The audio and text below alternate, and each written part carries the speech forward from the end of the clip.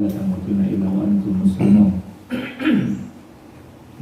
يا أيها الناس اتقوا ربكم الذي خلقكم من نفس واحدة وخلق منها زوجها وبث منهما رجالا كثيرا ونساء واتقوا الله الذي تساءلون به والأرحام إن الله كان عليكم رقيبا يا أيها الذين آمنوا اتقوا الله وقولوا قولا سديدا يصلح لكم أعمالكم ويغفر لكم ذنوبكم ومن يطع الله ورسوله فقد فاز فوزا عظيما أما بعد فإن أصدق الحديث كتاب الله وخير الهدي هدي محمد صلى الله عليه وسلم وشر الأمور محدثاتها فإن كل محدثة بدعة وكل بدعة ضلالة وكل ضلالة في النار.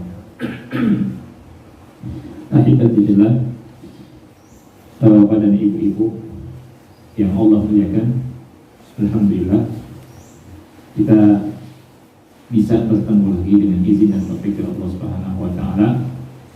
Dalam kesempatan yang mulia ini kita sama-sama duduk di majlis ini untuk mencari pahala dari Allah Subhanahu wa taala, mencari ridha Allah Subhanahu wa taala dengan membahas insyaallah taala kitab Riyadhus Shalihin.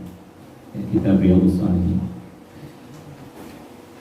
Kita di hari ini dan di bulan ini perlu anak ingatkan bahwa pada ibu sekalian, kita ini berada di bulan-bulan yang agung, ya, bulan-bulan yang istimewa, dan bulan-bulan ini diagungkan juga oleh orang-orang jahiliyah zaman dulu, ya. Bulan istimewa dan bulan yang agung ini disebut dengan Al-Ashhurul Hurum atau dikenal dengan Asy-Syahrul Haram. Ya, tepatnya kita berada di bulan Dzulqa'dah. Ya. Bulan-bulan haram, bulan-bulan yang istimewa, bulan-bulan yang disucikan itu ada 4. Pertama bulan Dzulqa'dah, yang kedua bulan Dzulhijjah, yang ketiga bulan Muharram, dan yang keempat bulan Rajab. Ya. Jadi bulan Dzulqa'dah, jadi Dzulqa'dah ini bulan ke-11 dari bulan-bulan Hijriah. Kemudian bulan ke-12 Dzulhijjah.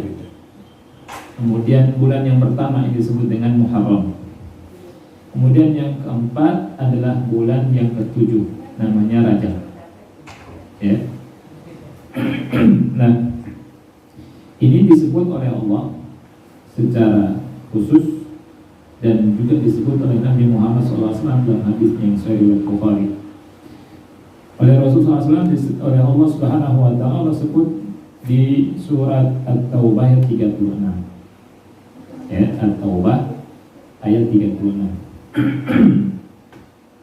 Allah berfirman, Inna iddatash syuhuri indallahi 12 syahra fi kitabillah yawma khalaqas samawati wal arda minha arba'atun hurum dzalika ad-dinul qayyim fala tadlimu fihinna anfusakum. Coba perhatikan ayat ini. Allah berfirman, Inna iddatash syuhuri indallah, sesungguhnya jumlah bulan indallah, ya, di sisi Allah, menurut Allah, 12 syahra, ada 12 bulan fi kitabillah, dalam ketetapan Allah. Yauma khalaqas samawati wal ardh, pada hari Allah menciptakan langit dan bumi. Jadi Allah ciptakan langit dan bumi, Allah ciptakan juga masa waktu. Ya. Dan masa itu ada bulan-bulannya. Dan jumlah bulan itu 12. Ya, tapi yang dimaksud dengan bulan di sini namanya juga bulan. Bulan itu dan bahasa Arabnya apa? Qamar atau Syams? Qamar. Ya. Makanya Qamariyah kan? Qamariyah. Ya. Dan Islam ini luar biasa. Jadi kita gunakan waktu dengan Qamariyah itu tetap gitu. 29.30. Kalau Masehi Syamsiyah Ya. Yang anjing yang Februari ya. Ya kan? Ada 28. Ini dari mana kan? Seperti itu. Iya. Ada kabisat ya. Nah, yang sangat teratur itu Qamari. Itu juga diakui sebenarnya orang-orang kafir. Islam itu luar biasa. Dari sisi penanggalannya saja luar biasa. Ya. Jadi Allah katakan inna iddatash syuhuri 'indallahi 12 syahra. Sesungguhnya jumlah bulan ya di sisi Allah itu ada 12 bulan dalam ketetapan Allah. Pada waktu Allah menciptakan langit dan bumi, minha dari 12 bulan itu ada 4 bulan. Minha arba'atun hurum. Ada 4 bulan yang disebut dengan bulan haram. Hurum jamak dari haram. Maksud haram di sini diterjemahkan bulan suci. Kenapa disebut bulan suci? Syekh bin Baz rahimahullah mengatakan karena dilarang berperang di bulan-bulan ini. Dulu di zaman jahiliyah, ya, orang-orang jahiliyah itu ketika masuk di bulan-bulan ini mereka nggak angkat senjata. Subhanallah, saking hormat sama bulan-bulan ini. Ketika salah satu di antara mereka melihat yang bunuh ayahnya di depannya, padahal sudah ingin membunuhnya, ya, sangat dendam, itu nggak berani bunuh. Padahal di depannya senjatanya ditaruh lagi. Padahal kalau selain bulan haram tadi ditebas habis, gitu. Ya, nah orang jahiliyah sangat hormat sama bulan-bulan ini. Kita orang Islam menghormati bulan-bulan ini bukan karena mengikuti orang-orang jahiliyah, tapi mengikuti Al-Quran. Karena Allah katakan apa? Dzalika ad-dinul qayyim. Ini mengagungkan, mensucikan bulan-bulan ini bagian daripada agama Allah yang lurus. Ya. Fala tadlimu fihinna anfusakum, kata Allah. Janganlah kalian mendolimi diri-diri kalian di bulan-bulan ini. Ya. Ayat yang mulia ini sebagaimana saya sebutkan tadi dijelaskan oleh Rasulullah SAW dalam hadis yang sahih Bukhari Muslim. Kata Rasul dari hadis Abi Bakrah, inna az-zamana qad istadara yawma khalaqas samawati wal ardh. Sesungguhnya masa itu sudah berputar kahayatihi, sesuai dengan aslinya di waktu Allah ciptakan langit dan bumi. Ya.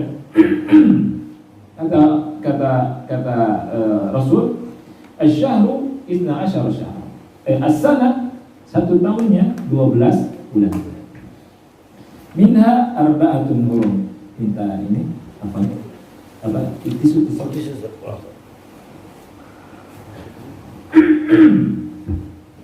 Minha di antaranya ada 4 bulan. Ya, 4 bulan. Kata Rasul, thalathun mutawaliyat. 3 bulan itu berturutan. 3 bulan berurutan. Yakni Dzulqa'dah, Dzulhijjah, Muharram. Bulan 11, bulan 12, dan bulan pertama. Wa Rajab, kemudian bulan Rajab. Rajab kata Rasul yang diagungkan oleh kaum Mudhar, alladzi baina Jumada wa Sya'ban, antara Jumadal Akhirah dan Sya'ban. Ya. Nah, jadi kita itu harus hafal bulan-bulan ini. Karena kata Allah, fala tadlimu fihinna anfusakum. Janganlah kalian melakukan kezaliman di bulan-bulan ini. Kata Qatadah di tafsir Ibnu Katsir, beliau katakan melakukan dosa di bulan apapun haram. Ya, belum melakukan maksiat di bulan apapun haram. Kata beliau apalagi di bulan ini, di bulan-bulan ini. Oleh karena itu kita wajib Bapak Ibu hafal bulan-bulan ini. Orang Islam kalau nggak hafal bulan ini, ya sangat aib. Maka pulang dari sini atau selesai kajian ini kita harus hafal. Ya, ditulis sekarang, ya kan? Jadi ada, kita kan hafal sudah Masehi kan? Ini warisan orang kafir nih, warisan Umar bin Khattab. Ini yang ini, warisan Islam. Bulan-bulan Hijriyah. Yang pertama bulan Muharram, ya. Yang kedua bulan Safar, disebut Safar. Ya, yang ketiga disebut Rabiul Awal. Rabiul Awal. Yang keempat Rabiul Tsani. Yang kelima Jumada. Sebagian orang bilangnya Jumadil. Tapi yang benar itu bukan Jumadil tapi Jumadal. Ya, Jumadal Ula. Jumadal Ula. Ada yang bilang Jumadal Awal, kurang tepat. Karena Jumadal itu perempuan, mu'annas. Jumadal Ula. Yang keenam Jumadal Tsaniyah. Yang keenam apa? Jumadal Tsaniyah. Yang ketujuh Rajab. Ya. Yang kedelapan bulan apa? Kemarin kita puasa. Ramadan. Yang kesembilan Syawal. Ya. Yang kesepuluh Dzulqa'dah. Sya'bannya belum. Sya'ban yang ke-8 dulu. 8 habis Rajab Sya'ban. Yang ke-9 Ramadan. Yang ke-10 Syawal. Yang ke-11 Dzulqa'dah. Yang ke-12 Dzulhijjah. Ya, jadi saya ulangi. Pertama Muharram, Safar, Rabiul Awal, Rabiul Tsani, Jumadal Ula, Jumadal Tsaniyah, Rajab, Sya'ban, Ramadan, Syawal, Dzulqa'dah, Dzulhijjah. Nah, bulan-bulan haram itu bulan ke-11, bulan ke-12, bulan ke-1 dan bulan ke-7. Iya. Ada yang bisa ngulang? Iya. Jadi ini harus kita hafal dan ini harus diwariskan sama kita ke anak cucu. Ya.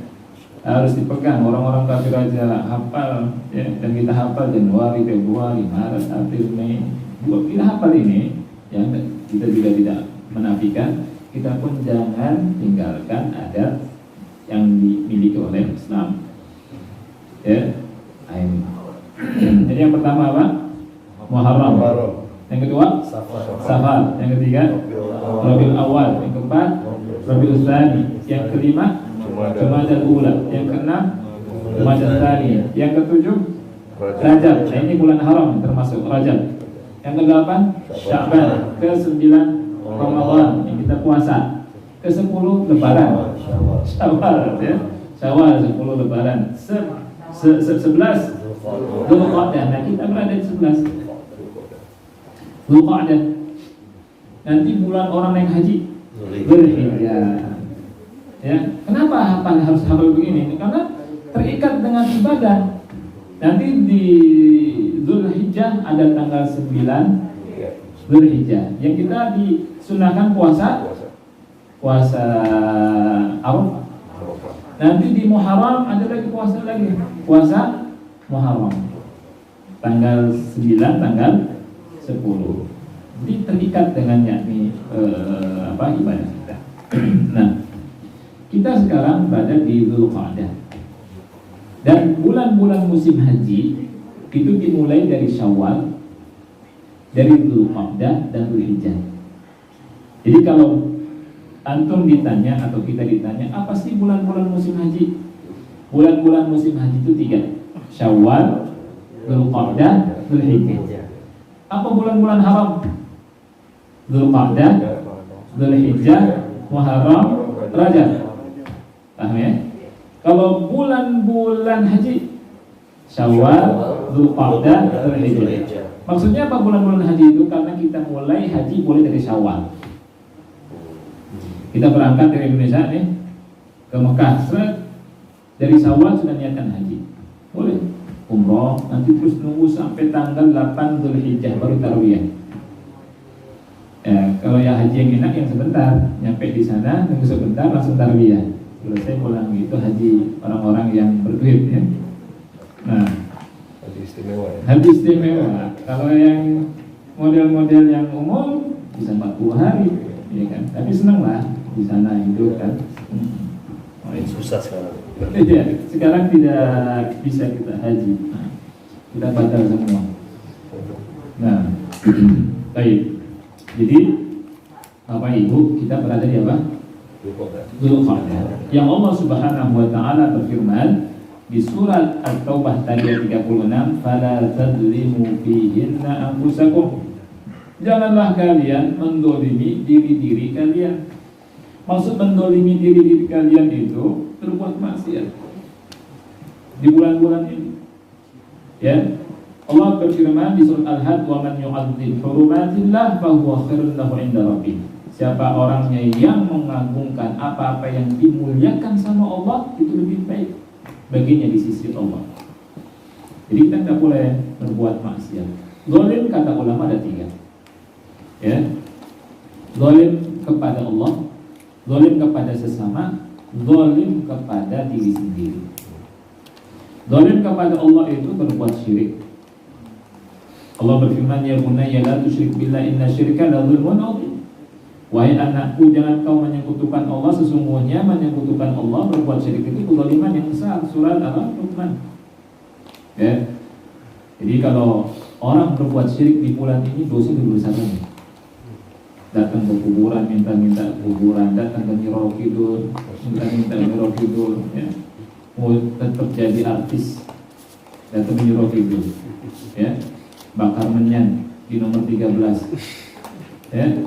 Di hotel khusus, iya, ada kamar khusus buat Nyiro Kidul.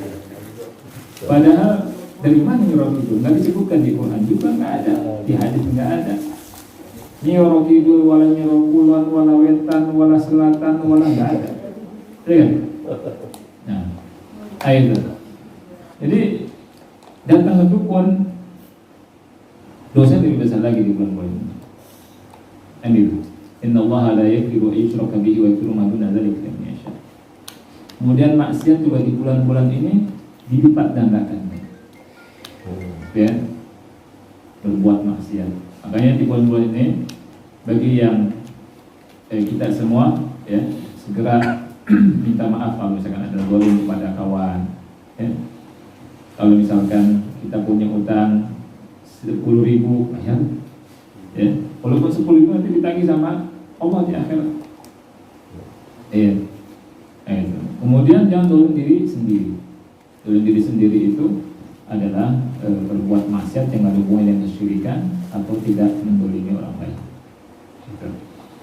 Nah, Bapak Ibu yang Allah muliakan, kita insyaallah taala akan bahas kitab Riyadhus Shalihin. Riyadhus Shalihin. Riyadh itu artinya taman-taman. As-Shalihin, orang-orang yang soleh. Jadi ini taman-tamannya orang yang soleh. Ya, kalau taman-tamannya orang yang umum, ya taman biasa, ya kan, ke puncak, ya kan, jalan-jalan. Tamannya orang umum, semua manusia senang gitu ya. Tapi orang-orang soleh, orang-orang pilihan, tamannya ini baca Al-Quran, baca hadis Rasulullah SAW, indah, segar hati. Ya, sudah baca hadis satu saja bermanfaat, barokah. Nah, tapi kalau misalkan kita masih sukanya tidak baca Quran, baca hadis, kita masih jauh dari taman-tamannya orang soleh. Jadi luar biasa Imam Nawawi nulis judul kitab ini Riyadhus Shalihin, tamannya orang-orang soleh. Dan Imam Nawawi itu Bapak Ibu ini hidupnya berkah. Subhanallah. Beliau lahir di kota Nawa, makanya disebut Nawawi. Ya, Nawawi itu dari kata Nawa, nisbat Nawawi, Imam Nawawi. Namanya si Abu Zakaria, nama kunyahnya. Nawawi dekat kota Damaskus di Suriah, di Syam. Ya. Nah, Imam Nawawi ini nggak lama hidup di dunia, karena beliau lahir itu tahun 631 Hijriah dan beliau wafat tahun 676. 76 itu jarum ya, jarum super. 676. Ya. 45 tahun. 45 tahun. Muda sekali. Ya. Tapi bedanya sama kita orang, Ya, bedanya hidup Imam Nawawi itu berkah. Sehari-harinya nggak lepas dari 12 pelajaran agama. Pagi sampai sore, sampai malam. Kitab ini dibahas, kitab ini, pelajaran ini, akidahnya, fikihnya, usulnya, tafsirnya, dan seterusnya. Dan kitabnya itu berjilid-jilid. Ya, dari Arba'in Nawawiyah yang 40 hadis. Siapa yang nulis itu? Imam Nawawi. Riyadhus Shalihin, Imam Nawawi. Beliau punya syarah namanya Al-Minhaj, syarah Sahih Muslim. Jadi orang kalau baca Sahih Muslim nggak kenal syarahnya Imam Nawawi, itu belum dikatakan alim. Ya, jadi kalau ingin menguasai menguasai hadis Muslim, baca syarahnya Nawawi. Dan di mazhab Syafi'i beliau orang yang tinggi kedudukannya. Itu Imam Nawawi. Kemudian dari kitab fikihnya beliau banyak nulis kitab. Kitab hadisnya juga banyak nulis kitab hadis. Padahal umurnya cuma 45 tahun. Tidak sempat nikah lagi. Ya, jadi umur beliau 45 tahun tapi berkah.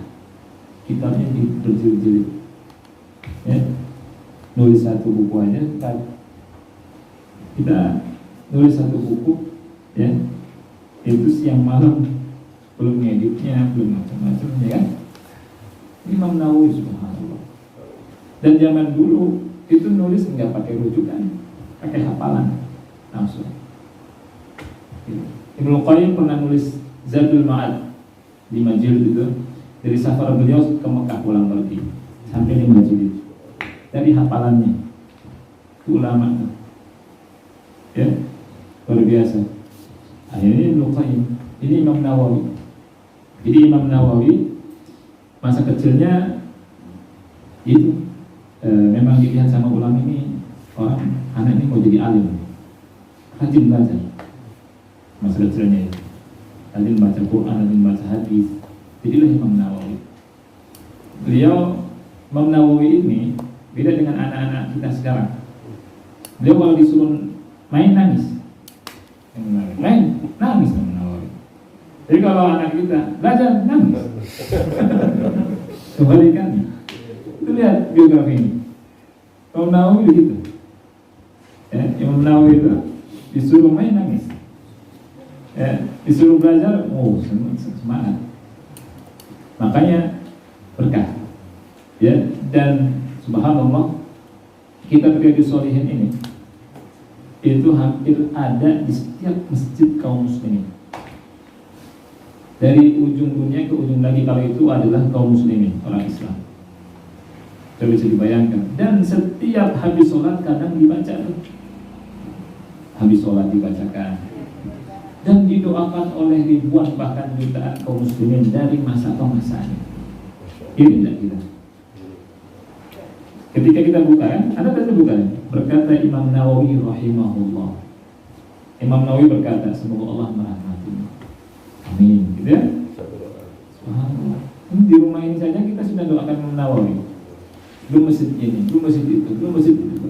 Sampai masjid di Saudi, masjid di Syria, Syam, masjid ini, semua doakan Imam Nawawi. Subhanallah. Jadi luar biasa Imam Nawawi ini. Dan itulah ulama. Makanya janji Allah itu benar.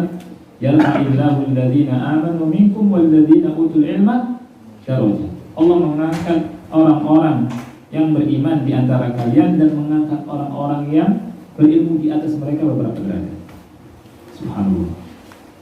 Itu ulama. Di dunia diangkat, di akhirat diangkat. Setiap kita mendoakan. Subhanallah. Ya, ajib. Orang yang berilmu, orang yang hafal Quran, nggak mungkin di belakang. Dia pasti disuruh maju jadi imam. Ya. Kemudian di zaman Rasul di perang Uhud, karena Rasul dan sahabat pada sakit parah, ya kan, kena luka-luka. Kemudian kata ulama menggali lubang untuk setiap satu orang itu syahid sangat berat. Kata Rasulullah, wasi'u wa'amiku, luas dan perdalam. Jadi kalau kita ke Uhud, itu kuburannya itu sebenarnya diluaskan dan diperdalam. Karena apa? Satu lubang 3 sahabat, bisa 3 sahabat. Dan Rasulullah SAW berkata, dahulukan yang hafal Quran dulu. Jadi orang yang hafal Quran, orang yang berilmu, itu di dunia dimajukan, diangkat derajatnya, di kuburan didahulukan, menunjukkan derajatnya diangkat. Di akhirat kata Rasulullah SAW, yuqalu li sahibil Quran iqra, dikatakan kepada orang yang punya Quran, bacalah. Warattil, dan bacalah dengan tartil. Wartaqi, dan naiklah derajatmu terus. Fa inna manzilataka inda akhir ayatin taqra'uha, karena kedudukanmu itu sesuai dengan akhir ayat yang kamu baca. Makanya minimal kita hafal juz amma. Ya, kalau nggak hafal juz amma dari Az-Zalzalah sampai Anas, idza zulzilatil ardu zilzalaha sampai Anas kita hafal. Ya, ini celengan. Jadi kesuksesan itu kesuksesan di akhirat. Di dunia bolehlah orang sukses, tapi bukan sebagai kebanggaan. Kalau mau bangga itu sukses kalau sudah hafal Quran, minimalnya 1 juz amma atau setengah juz dari Az-Zalzalah, surah-surah pendek, Al-Hakumut Takatsur, setoran misalkan satu keluarga ini, gitu. Jadi ada waktu hafalan. Ya, apalagi misalkan hafal 2 juz, hafal 3 juz, hafal setengah Quran, itu masya Allah. Apalagi semua Quran, derajatnya naik terus di akhirat. Ya. Orang yang nggak punya apa-apa di dunia dimajukan, subhanallah, nggak mungkin. Dan anak waktu baru lulus kuliah ya, nggak ngerti apa-apa. Anak pernah ngimamin juga di Kopassus. Dulu beberapa lama. Itu di belakang anak mantan Kasat, Pak Wiranto, dan seterusnya. Ya, itu saya pikir apa yang berhak majukan itu? Itu di depan Al-Quran, depan agama Allah, dan apa-apa dunia ini. Jadi orang Quran yang punya Quran walaupun sedikit, Allah muliakan. Yarfa'illahu alladhina amanu minkum walladzina utul ilma darajat. Allah mengangkat orang-orang yang beriman di antara kalian dan orang-orang berilmu di atas orang beriman beberapa derajat. Nah, inilah penulis kitab Riyadhus Shalihin, ini Imam Nawawi. Mudah-mudahan kehidupannya bisa kita ambil sebagai contoh. Ya, jadi kita mengenal buku, sedikitnya kenal biografi secara singkatlah tentang penulis buku itu, Imam Nawawi rahimahullah. Ya, nah kita bahas bab al-ikhlas yang pertama, babul ikhlasi wa ihdharin niyyati fi jami'il a'mali wal aqwali barizati wal khafiyyati. Bab tentang ikhlas dan menghadirkan niat dalam seluruh amalan dan perkataan, baik yang nampak atau yang tersembunyi. Jadi kitab ini, kitab Riyadhus Shalihin ini dan kitab Al-Ba'in Nawawiyah, ya, itu didahulukan hadis ini nanti tentang keikhlasan, dan ini membuktikan bahwa ikhlas itu berkah. Segala sesuatu kalau didasari dengan keikhlasan akan dikasih keberkahan sama Allah. Ya, segala sesuatu kalau didasari dengan niat yang lurus, niat yang murni, keikhlasan ini akan menjadi berkah walaupun sedikit. Ini yang harus kita catat. Sebelum kita ngomong, perhatikan niat kita. Sebelum kita beramal, perhatikan niat kita. Sebelum kita sholat, ini saya sholat untuk Allah atau untuk manusia. Kalau untuk Allah dapat pahala, kalau untuk manusia, aduh capek. Saya baca Quran untuk Allah atau untuk manusia? Saya menuntut ilmu untuk Allah atau untuk manusia? Jadi menghadirkan niat penting. Dan kata ulama, inilah salah satu sebab kenapa Imam Nawawi dicintai oleh kaum muslimin. Buku-bukunya diterima oleh kaum muslimin karena menunjukkan keikhlasan beliau. Subhanallah. Di zaman Imam Malik, Imam Malik nulis kitab namanya Muwatta, kitab Al-Muwatta. Di zaman beliau juga banyak ulama nulis kitab yang sama. Dikatakan kepada Imam Malik, ada yang lain nulis kitab hadis juga. Kata Imam Malik, yang karena Allah dia akan kekal. Dan kitab-kitab selain kitab di zaman Malik itu nggak dikenal. Kitab Muwatta lah yang dikenal. Karena apa? Karena ikhlas. Ketika dia menggoreskan tintanya, itu sangat ikhlas. Jadi keikhlasan itu apa? Sangat penting sekali. Ya. Nah, babul ikhlas, bab keikhlasan dan menghadirkan niat dalam seluruh amalan perbuatan yang nampak atau yang tersembunyi. Imam Nawawi menurunkan 3 ayat. Ya. 3 ayat. Yang pertama surat Al-Bayyinah ayat 5, yang kedua surat Al-Hajj ayat 37, yang ketiga surat Ali Imran ayat 29. Allah berfirman di Al-Bayyinah 5, wa ma umiru illa liya'budullaha mukhlishina lahu-d-din hunafa wa yuqimus sholata wa yutuz zakata wa dzalika dinul qayyimah. Dan tidaklah mereka diperintah melainkan hanya untuk beribadah kepada Allah dengan ikhlas, memurnikan ketaatan hanya kepadanya, dengan lurus menegakkan sholat, menunaikan zakat, wazali dan dinul qayyimah. Itulah agama Allah yang lurus. Jadi kita tidak diperintah melainkan untuk ikhlas. Kalau ibadah tanpa keikhlasan, itu ibadah tanpa ruh, bagaikan jasad yang mati. Oleh karena itu, jadi menghadirkan niat itu penting sekali, sangat penting sekali.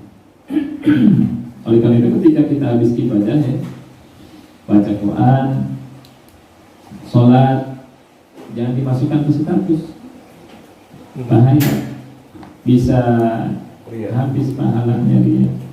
Yang lebih ngeri lagi adalah sudah mengeluarkan biaya banyak, tinggalkan keluarga, berhari-hari di Mekah, umroh, ya, tapi di status ini pahalanya. Dipoto sengaja, tangannya begini supaya berdoa, dipoto supaya orang tahu kalau saya lagi berdoa di Mekah. Ya, ini ngeri. Ya. Jadi sangat tipis.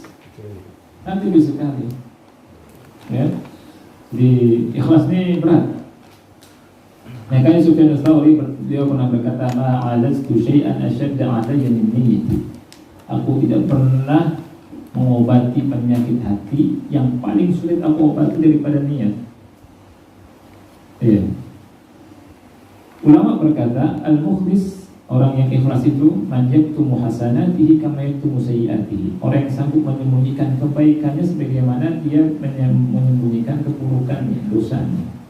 Orang kalau melakukan perbuatan maksiat, malu tidak kalau diketahui sama orang? Sangat malu. Kan nggak ada tuh orang habis bermaksiat terus di siang hari, tadi saya buat maksiat ini. Kecuali orang yang gila, mujahir.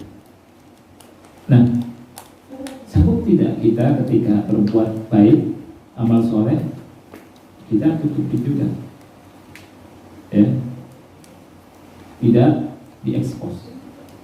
Ini yang berat, ujian. Tapi perlu diketahui bahwa orang yang ikhlas ini orang yang selamat dunia akhirat, orang yang tidak akan dikuasai oleh setan. Kan setan berkata, Allah berfirman, illa ibadatullah minhum al-mukhlasin, kecuali hamba-hambamu yang ikhlas. Itu setan ngaku itu, nggak mungkin saya mau bisa goda orang-orang yang ikhlas. Orang ikhlas itu dicela biasa, dipuji juga biasa, nggak berubah. Bukan karena dicela jadi mundur dari ibadah, bukan karena dipuji jadi semakin biasa. Karena yang dicari siapa?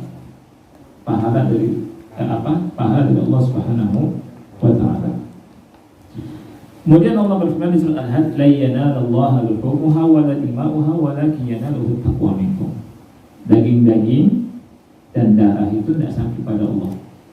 Tetapi yang sampai pada Allah adalah ketakwaan. Maksudnya apa? Hewan korban yang kita sembelih, ya, itu lo nggak butuh sama dagingnya, nggak butuh sama darahnya, nggak butuh sembelihan kita sebenarnya.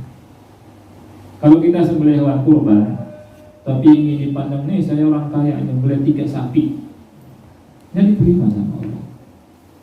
Ya, ini saya orang kaya, ya, 1 lapangan kambing semua di sini, saya sembelih, ya, dan diterima. Yang nyampe ke Allah itu yang nyembelih betul-betul karena dasar ikhlas, takwa di hati. Makanya Allah bilang, dagingnya nggak sampai ke Allah, darahnya tidak sampai juga kepada Allah. Yang sampai kepada Allah itu orang yang berkorban betul-betul ikhlas karena Allah Subhanahu wa taala. Ya, insyaallah sebentar lagi kita masuk bulan Dzulhijjah. Yang mau berkorban siap-siap juga, gunting kuku, ya kan? Tidak gunting rambut, makanya potong dari sekarang rambutnya. Yang mau berkorban. Tapi kalau istri, nah, kalau suami berkorban, istrinya tidak wajib motong rambut, motong bebas saja istrinya, motong anak-anaknya juga. Yang tidak boleh itu yang mau apa? Berkorban. Yang salah itu saya pernah lihat terjemahan orang dan ceramah orang itu ketika masuki tanggal 1 Dzulhijjah sampai tanggal 10 si kuku kambing jangan dipotong. Apa hubungannya sama kuku kambing? Ini kurang kerjaan orang. Salah menerjemahkan hadis. Salah menerjemahkan hadis. Jadi barang siapa yang mau berkorban, maka sejak dari tanggal 1 Dzulhijjah sampai tanggal 10 Dzulhijjah jangan potong kuku kambingnya, jangan gunting rambut kambingnya. Apa hubungannya sama kambing? Hukum yang dimaksud kuku yang orang yang mau berkorban. Nah, baik. Surat Al-Imran 79 Allah berfirman, "Qul in tukhfu ma fi sudurikum aw tubduhu ya'lamhu Allah."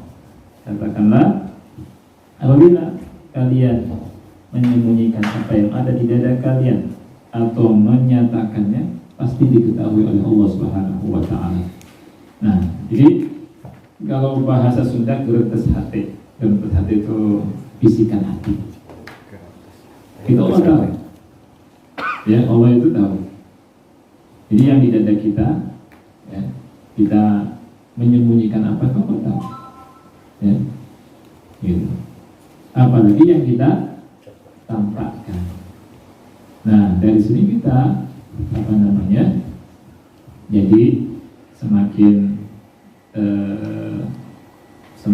merasa kalau ibadah itu harus karena Allah, ya. Karena Allah tahu apa yang ada di hati-hati kita. Apakah ibadah kita ini untuk Allah atau untuk selain Allah Subhanahu wa taala. Jadi ikhlas ini penting. Dan niat Bapak Ibu tempatnya di mana? Di hati. Kata Syekh Utsaimin, an-niyatu mahalluhal qalbu. Niat itu tempatnya di hati. Wala mahalla laha fil lisani fi jami'il a'mal. Bukan di lisan, dalam semua amalan. Makanya kata beliau, walihada, oleh karenanya, kana man nataqa bi niyyati 'inda iradati sholati aw as-shawmi aw al-hajji aw al-wudu' aw ghayr dhalika min al-a'mal kana mubtadi'an qailan fi dinillahi ma laysa minhu. Oleh karena itu, orang yang mengucapkan dengan lisannya ketika mau sholat, ketika mau puasa, ketika mau haji, ketika mau wudu, ya, misalkan nawaitu shoma ghadin atau nawaitu wudu'i, kan gitu. Ini kata beliau, kana mubtadi'an. Ini telah melakukan perbuatan bid'ah dia. Berbicara tentang agama Allah tanpa ilmu. Karena niat itu di mana? Di hati. Allah tahu nggak hati kita? Tahu. Ya. Jadi kata ulama, ya, kita tidak perlu mengucapkan saya, gitu kan? Antum mau makan, kan nggak bilang saya mau makan, tinggal ambil, kan selesai. Ada niat, ya. Jadi niat itu tempatnya di hati, bukan di lisan, ya, bukan di lisan. Wallahu a'lam. Berikutnya hadis yang akan kita baca adalah hadis pertama. Ya, hari ini kita baca satu hadis saja. Hadisnya dari Amirul Mukminin Abi Hafiz Umar bin Khattab radhiyallahu anhu. Ya, saya singkat keterangannya. Umar bin Khattab berkata, "Sami'tu Rasulullah sallallahu alaihi wasallam yaqul." Aku mendengar. Subhanallah, ya, kalimat aku mendengar berarti langsung dari Rasul. Tidak dari siapapun. Ini namanya ittisalus sanad. Sanadnya apa? Nyambung. Dan hadis ini disebut hadis gharib. Hadis gharib ini hadis yang diriwayatkan oleh satu perawi. Hadis yang diriwayatkan oleh satu perawi. Jadi hadis dilihat dari sisi perawinya itu ada mutawatir, ada ahad. Mutawatirnya yang diriwayatkan oleh banyak orang. Quran itu mutawatir karena banyak sahabat yang meriwayatkan sampai sekarang. Nah, hadis selain mutawatir ada disebut hadis ahad. Hadis ahad, ya, itu ada 3. Ya, ada hadis ahad yang disebut masyhur, ada hadis ahad yang disebut gharib, aziz, ada hadis ahad yang disebut gharib. Nggak mau saya singgung karena penting juga. Sekali lagi, hadis ahad, hadis di bawah mutawatir. Itu ada 3. Ada yang namanya hadis masyhur. Masyhur ini yang diriwayatkan 3 orang lebih. Jadi perawi itu yang meriwayatkan.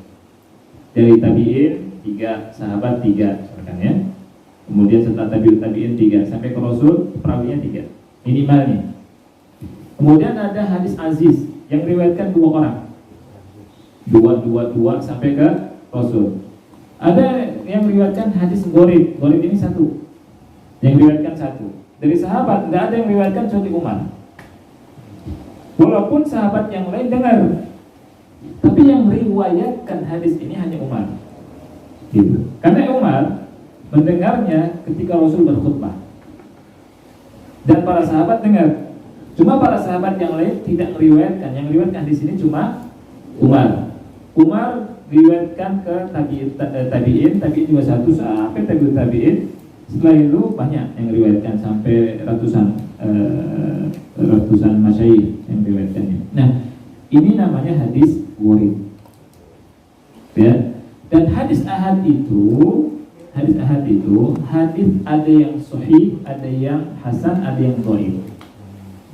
Dan hadis ahad itu diterima dalam akidah dan dalam semua hal. Kalau isinya akidah diterima, isinya ibadah diterima, isinya tentang amalan tertentu diterima. Karena apa? Ini yang membedakan kita dengan orang-orang yang mengatakan dirinya sebagai Hizbut Tahrir. Yang dari Hizbut Tahrir di luar negeri, ya, masuk ke Indonesia, atau kelompok Mu'tazilah. Kalau Syekh Albani bilang neo Mu'tazilah. Apa kesalahannya yang Mu'tazilah ini? Kesalahannya adalah menolak hadis ahad. Menolak hadis ahad kalau berhubungan dengan masalah akidah. Gitu. Jadi kalau misalkan ada hadis berhubungan dengan masalah akidah, ditolak tuh sama mereka. Ya, nggak dipakai. Makanya mereka banyak menolak hadis-hadis yang kata mereka hadis yang ahad berhubungan dengan akidah. Contohnya hadis tentang azab kubur dan nikmat kubur, mereka nggak percaya. Kata mereka, saya nggak percaya tentang azab kubur dan nikmat kubur. Ini yang membedakan tentang Ahlus Sunnah wal Jamaah sama Mu'tazilah. Karena kata mereka yang meriwayatkan 1 orang, gampang bantahnya. Kalau nggak diterima berarti orang-orang Yaman sampai sekarang masih kafir, masih musyrik. Karena apa? Rasul cuma utus satu sahabat. Jadi siapa? Mu'adz bin Jabal ke Yaman. Kalau misalkan hadis ahad nggak diterima, orang-orang Yaman nggak ada yang Islam. Dan berapa banyak hadis ahad nanti akan ditolak. Nah, saya pernah dialog bersama seseorang di medsos, ya kan? Lewat WA juga tentang hadis ahad. Ternyata saya tanya, Mas, kamu pernah belajar ilmu hadis? Belum pernah. Satu pun kitab yang kamu pelajari apa masalah hadis? Karena bicara ngalor ngidul, ya, buntu. Saya dalam pikiran saya ini kayaknya belum pernah belajar hadis. Rugi waktu saya bicara sama dia. Akhirnya saya tanya, Mas, antum pernah belajar ilmu hadis? Apa kitab yang kamu pelajari? Dia bilang, belum. Saya bilang, saya ternyata buang waktu sama Anda. Ya, belum belajar ilmu hadis, bicara tentang hadis boleh, hadis ini, hadis dan terusnya. Dan nggak ngerti hadis ahad. Saya bilang, hadis ahad itu apa? Nggak ngerti. Dia berkata, azab kubur nggak ada. Coba bayangkan. Karena hadisnya hadis ahad, kata dia. Saya tanya, tuh hadis ahad itu apa? Nggak ngerti. Pembagian hadis ahad itu apa? Nggak ngerti juga. Ya Allah, lama saya ngobrol, buang waktu. Ya, berdebat, buang waktu. Nah itu. Jadi hadis ahad itu diterima walaupun dalam masalah akidah. Sengaja saya singgung di sini supaya kita selamat manhaj kita, selamat akidah kita, selamat cara beragama kita. Ya. Umar bin Khattab radhiyallahu anhu berkata, aku mendengar Rasulullah SAW berkata, innamal a'malu binniyat, sesungguhnya amal itu tergantung niatnya. Wa innamal likulli imri'in ma nawa, sesungguhnya setiap orang apa yang dia mendapatkan apa yang dia niatkan. Jadi setiap kita beramal itu sesuai dengan niat yang ada di hati kita, itulah yang akan kita dapat. Kalau niatnya karena Allah, kita dapat. Kalau niatnya bukan karena Allah, kita nggak akan mendapatkan pahala. Faman kanat hijratuhu ilallahi wa rasulihi fa hijratuhu ilallahi wa rasulihi. Barang siapa yang hijrahnya karena Allah dan Rasulnya, dia akan mendapatkan pahala, mendapatkan Allah dan Rasulnya. Wa man kanat hijratuhu lidunya yusibuha. Barang siapa yang hijrahnya karena dunia yang dia ingin gapai, aw imra'atin yankihuha, atau wanita yang dia ingin nikahi, fa hijratuhu ila ma hajara ilaih, maka hijrahnya dia mengarah ke apa yang dia tuju. Nah, ini menunjukkan Bapak Ibu bahwa niat itu sangat penting. Orang sama-sama ke Madinah dari Mekah, tapi belum tentu dapat pahala yang sama. Yang niatnya hijrahnya karena Allah dan Rasulnya dapat pahala. Tapi kalau dari Mekah ke Madinah niatnya untuk ngawini seorang wanita, nikahi seorang wanita, nggak dapat pahala. Orang sama-sama duduk di majelis ini, kita semua keluarga sama-sama, tapi pahalanya beda. Ada yang dapat pahalanya seluas langit dan bumi, ada yang dapat pahala sama sekali, tergantung niatnya. Ya, ada yang niatnya duduk di sini karena ingin cuma mengisi waktu kosong saja. Berbeda dengan orang yang niatnya untuk menuntut ilmu. Ya, ketika diumumkan nanti ketemu ada kajian dari sekolahnya, saya mau dapat ilmu, mau cari berkahnya hadis Rasulullah SAW, kemudian sekarang silaturahmi. Ya. Beda dengan yang tidak ada niat sama sekali. Nah itu. Ya, silaturahmi ini pahalanya besar. Jadi selain dipanjangkan umur, kemudian diluaskan rezeki, pahalanya sangat besar di sisi Allah Subhanahu wa taala. Ya. Nah, barangkali ini saja yang bisa kita bahas. Sebenarnya syarahnya sangat panjang, ya, tetapi Anda pikir saya sudah bilang ke Pak Riko, ya kan, karena acara keluarga kan, kalau saya panjang-panjang juga pada ngantuk, ya, sedikit-sedikit saja. Dan saya juga terima kasih kepada yang ngantuk, karena apa? Dapat 2 pahala. Pahala duduk memperhatikan dan pahala menahan rasa kantuk. Berjuang dengan rasa kantuk. Apa yang tadi? Hilang lagi apa yang tadi? Dapat pahala, Masya Allah. Ya. Nah, jadi nggak sia-sia. Di majelis itu mampirnya saja, walaupun nggak ada niat, dapat pahala. Masya Allah. Ada hadisnya kan? Dia dikasih rahmat sama Allah. Di majelis ilmu, orang yang cuma lewat duduk itu dirahmati sama Allah SWT. Ya. Walaupun niatnya cuma lewat, gampang lewat, dirahmati sama Allah. Gimana yang niatnya lebih besar dari itu? Ya, wallahu a'lam bishawab. Nah, kita sekarang tanya jawab. Kalau ada pertanyaan silakan. Ada ya? Yang lain kan, yang lain mau nanya, ini kertas di open. Kalau ada yang mau nanya.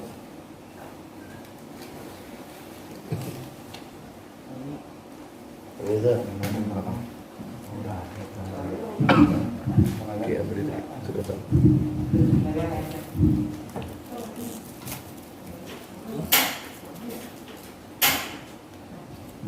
Baik, ada pertanyaan bagus sekali. Ibu dulu atau yang di kertas dulu? Yang di kertas dulu aja ya? Kertas. Bisa. Iya, maksudnya saya bacakan. Yang di kertas dulu ya, Oma? Iya. Assalamualaikum Ustaz. Waalaikumsalam. Ini pertanyaan bagus sekali. Tadi disampaikan ikhlas itu tergantung niatnya. Karena Allah Subhanahu wa Ta'ala atau karena manusia. Apa yang dimaksud dengan niat karena manusia? Apakah kalau kita niat untuk membahagiakan keluarga itu termasuk niat karena manusia? Tidak. Ya, jadi begini. Yang dimaksud dengan niat karena manusia yang tidak akan dapat pahala adalah ibadah-ibadah yang memang diperuntukkan untuk Allah, tapi niatnya untuk mendapat pujian manusia, itu maksudnya. Ya, seperti misalkan kita sholat, ibadah ini kan untuk Allah. Yang kita Allah berfirman, "Qul inna sholati wa nusuki wa mahyaya wa mamati lillahi rabbil alamin." Katakanlah sesungguhnya sholatku, ibadahku. Dalam terjemahan yang lain, tafsir yang lain disebutkan sesembelihanku. Ya, hidupku dan matiku lillah, hanya untuk Allah. Ya kan?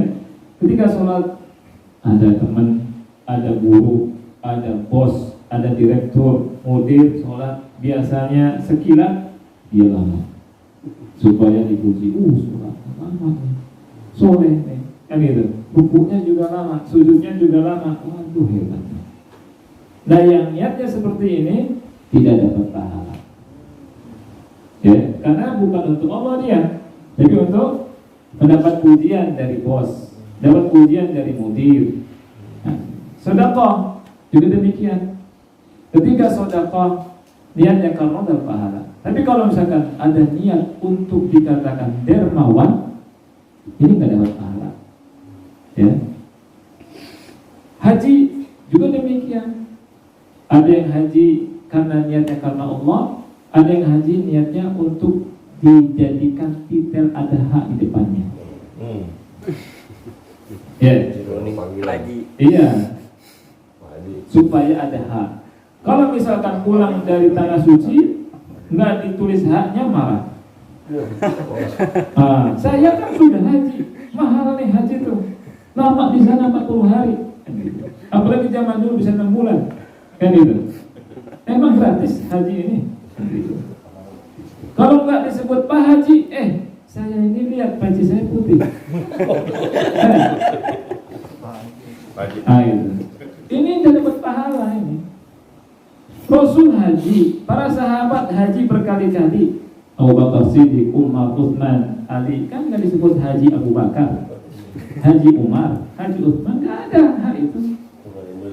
Indonesia sama sebagian negara. Makanya kalau misalkan kita ke Saudi umrah, ya haji, ya haji, ya haji, ya haji, MC, jalan, raste orang India, raste. Dulu saya pernah waktu tinggal di Mekah juga ikut sama askar. Waktu hajian itu ada sempat jaga maktabah Mekah Mukarramah. Itu ada daftar, tapi dites dulu, tes akidah, tes macam-macam. Iya. Atau ditanya, tauhid ada berapa? Waktu masuk jaga maktabah itu. Karena kalau di Indonesia sudah belajar ini, salasa, rububiyah, uluhiyah, semua sifat. Jadi jelas masuk kan gitu. Nah itu ya sama seperti itu. Jadi subhanallah, itu banyak ternyata kaum kita itu masih jauh dari sunnah. ibadah untuk Allah, tapi banyak bid'ah, banyak macam-macam. Gitu. Ya. Nah, jadi ibadah itu harus untuk Allah Subhanahu wa taala, bukan untuk manusia. Tapi bagaimana korelasi atau hubungan dengan kita membahagiakan orang lain? Membahagiakan orang lain ini adalah ibadah. Ya. Kalau kita ingin bahagiakan orang lain, bahagiakan orang tua, bahagiakan kakak, adik, ya, keluarga kita, ini ibadah. Ya. Bahkan seutama-utama amal. Kata Rasul, seutama-utama amal adalah idkhal surur, memasukkan kebahagiaan di hati saudara kita. Di antaranya apa? Senyum. Tabassumuka fi wajhi akhika shadaqah. Senyum kamu kepada saudaramu sedekah. Ya, makanya kasihan. Tapi sekarang alhamdulillah satpam ini sudah ngerti sedekah. Satpam sekarang tidak melihara kumis lagi sekarang. Kumisnya dipipisin sekarang kan, atau bahkan dicukur ya. Dulu itu kumisnya segini. Segini. Terusnya kalau ada orang cemberut, itu terhalangi dari pahala tuh. Ya, sekarang alhamdulillah senyum macam kan gitu. Nah, senyum ini sedekah. Ya. Kalau misalkan kita lagi bokeh, ya udah senyum aja sebanyak-banyaknya. Sedekah gitu sama saudara kita. Tabassumuka fi wajhi akhika shadaqah. Senyumnya kamu di hadapan saudara kamu sedekah. Iya. Nah, itu. Kasih sesuatu ke saudara kita sedekah dan bahagia. Ayo. Kasih nasihat itu memasukkan kebahagiaan. Hadir di majlis ini karena silaturahim, ketemu sama nenek, ketemu sama kakek, ketemu sama saudara-saudara, itu bahagia. Ini juga bagian daripada ibadah. Tapi niatkan karena Allah Subhanahu wa taala. Jadi tidak ada pertentangan dalam masalah ini. Wallahu a'lam bishawab. Silakan Ibu. Iya. Mengenai Zulhijjah. Iya. Kita masuk tanggal 1 Zulhijjah. Kita ingin lihat puasa dari tanggal 1 sampai tanggal 9. Apakah itu dibolehkan? Oh iya. Apakah dibolehkan puasa dari tanggal 1 sampai tanggal 9? Ini ada ikhtilaf antara ulama, ada perbedaan pendapat antara ulama. Tetapi yang saya pilih dari pendapat ulama itu boleh. Boleh. Iya, boleh. Dan lebih ditekankan lagi tanggal 9-nya. 9. 89 ya. Iya. Kalau tanggal 8 tidak ada keterangannya. Lemah keterangannya. Puasa tarwiyah itu. Iya. Tidak boleh mengkhususkan puasa tanggal 8 Dzulhijjah. Adapun tanggal 9-nya memang ada hadisnya. Puasa Arafah namanya. Kan gitu. Kalau mau puasa dari tanggal 1 sampai tanggal 9 boleh. Dan masuk ke dalam keumuman hadis Rasulullah SAW, hadis Ibnu Abbas, di mana Rasul kita SAW bersabda, "Ma min ayyamin al-'amalu shalihu fihinna ahabbu ila Allah min hadhihi al-ayyamul 'ashr." Tidak ada hari-hari di mana amal soleh itu lebih utama, lebih afdal dilakukan di hari-hari tersebut.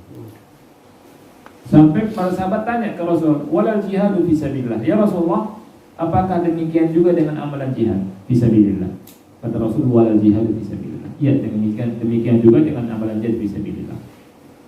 Illa, kata Rasul, kecuali rajulun kharaja bi nafsihi wa malihi wa lam yarji min dzalika bi syai'. Kecuali kalau ada orang keluar dari rumahnya, dia bawa hartanya dan dia keluar dengan dirinya berjihad, gak pulang lagi, baru bisa menyamai orang yang ibadah beramal soleh di 10 hari pertama bulan Dzulhijjah.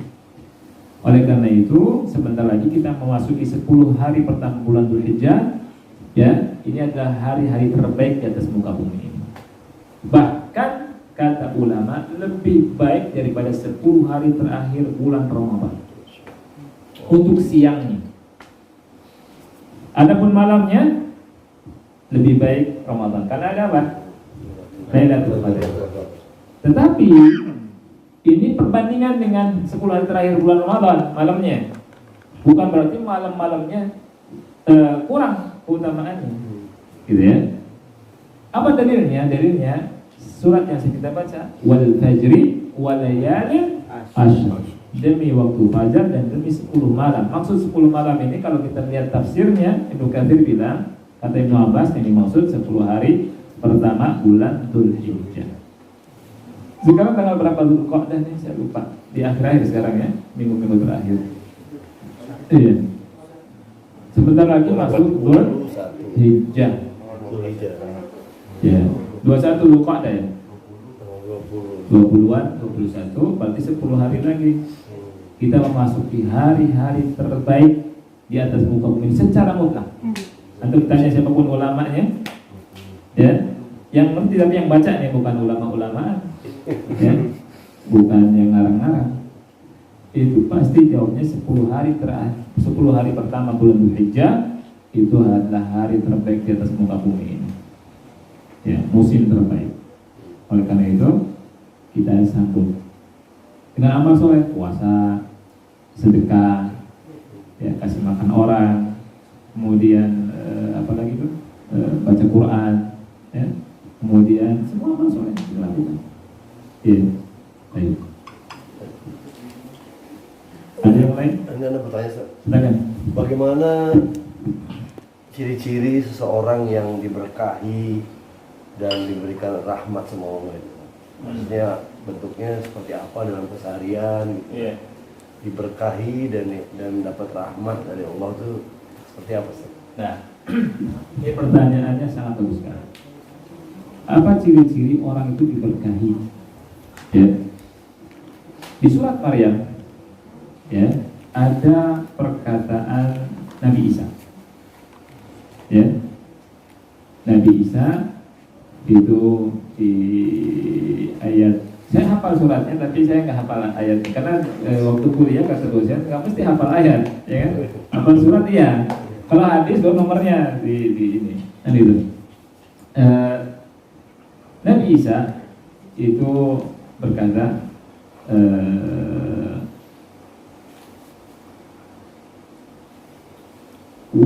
sebentar.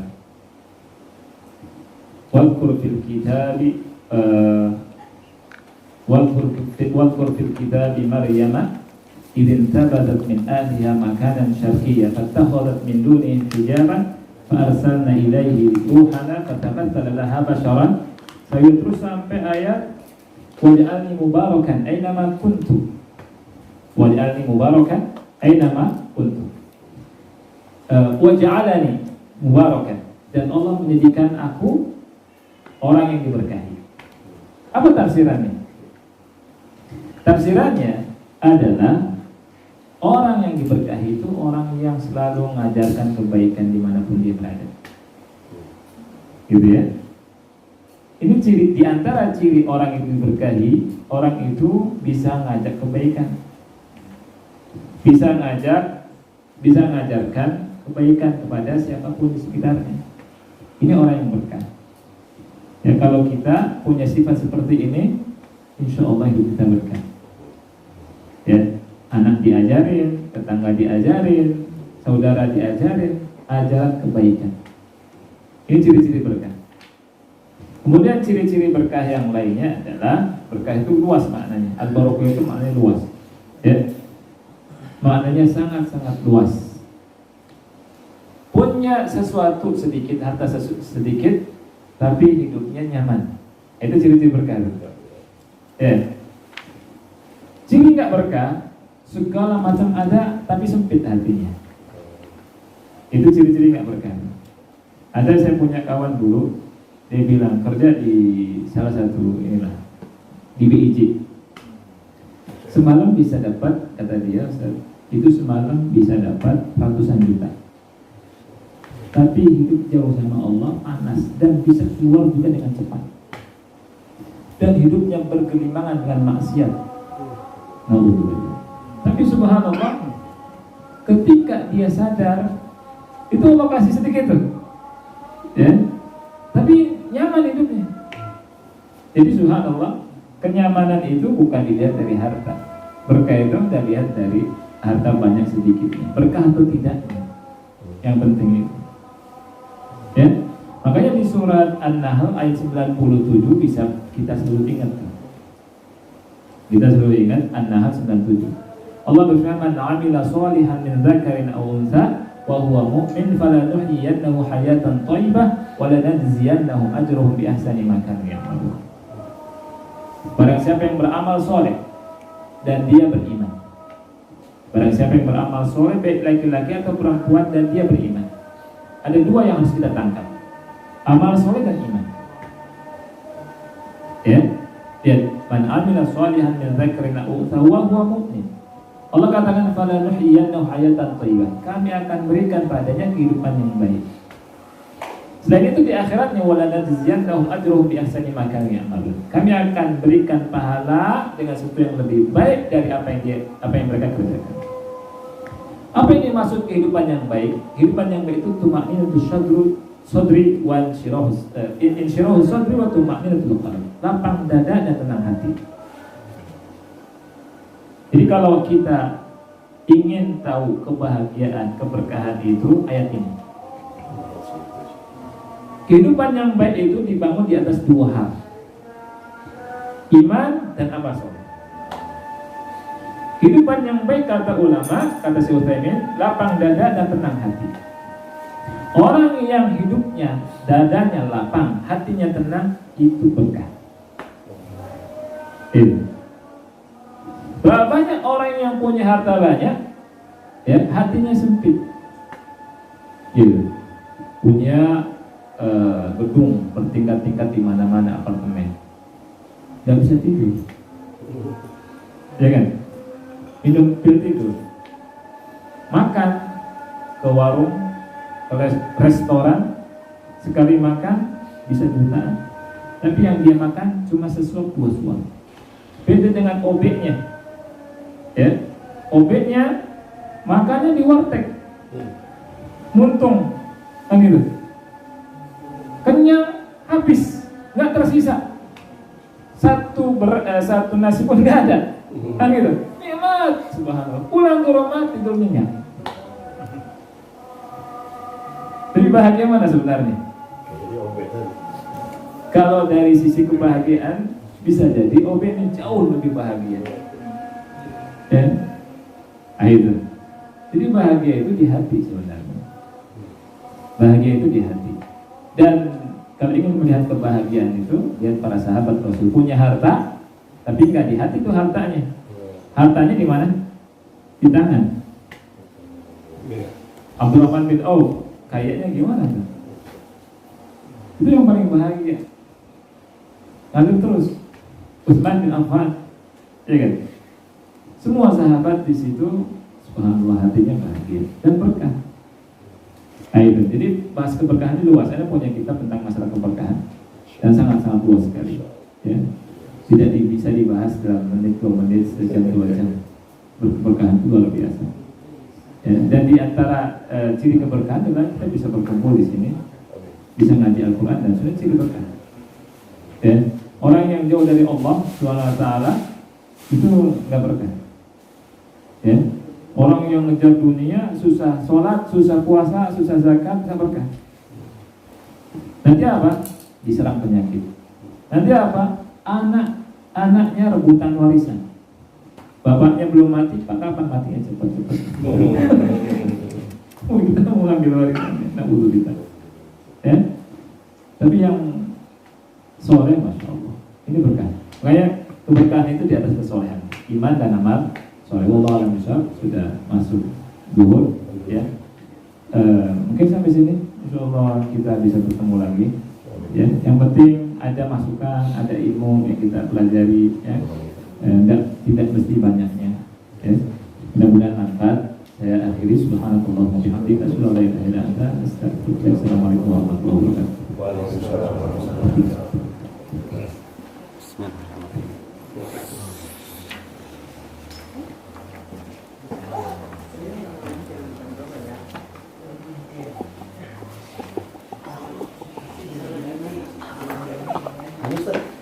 Kurang. sholat di sini aja ya? Iya, ya, kemarin ya.